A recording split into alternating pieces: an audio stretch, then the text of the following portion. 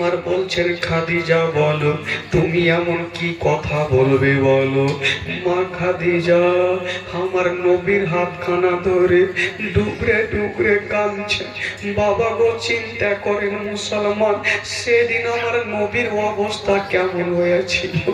যেই খাদিজাকে মনের কথা বলতে আজকে খাদিজাতুল কুবরা দুনিয়া থেকে বিদায় নিয়ে চলে যাচ্ছে।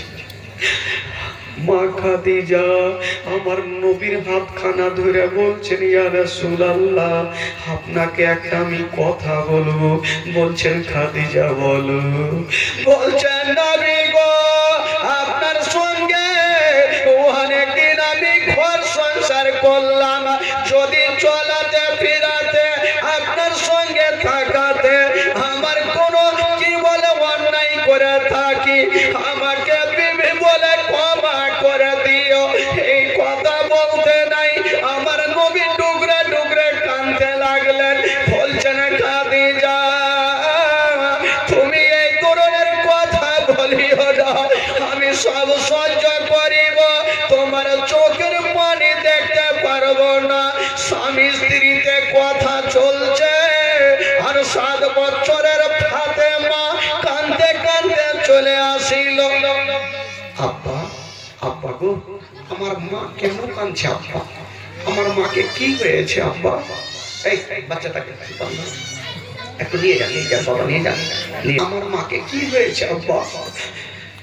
যেমন এই কথা বলতে নেই, হাইরে খাদিজা ফাতেমার হাতখানা ধরে সঙ্গে সঙ্গে বাবা সঁপে দিচ্ছেন যেন ওই আমার নবীর হাতে।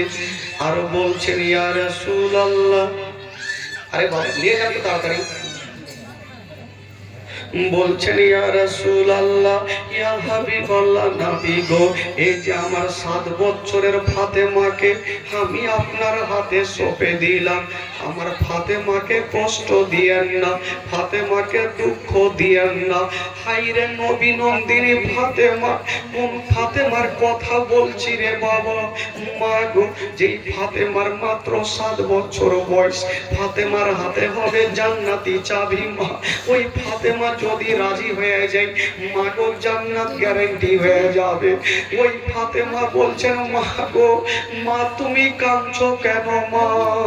হাইরে খাদিজাতুল কুবরা ফাতেমার হাতখানা ধরে বলছেন বেটি রে, ওরে বেটি ফাতেমা আমি আর জগতে থাকবো না রে মা, আমি দুনিয়াটা ছেড়ে বিদায় নিয়ে চলে যাব।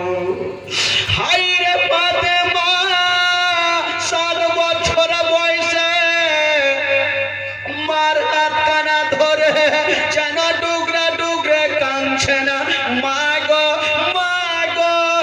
তুমি মরণের কথা কেন বলছো মা গো, যদি তুমি আমাকে ছেড়ে যাও মা আমি কাকে মা বলে ডাকবো, কে আমাকে বুকখানে নিবে মা, কে আমার গালে মুখে চুমা দিবে মা।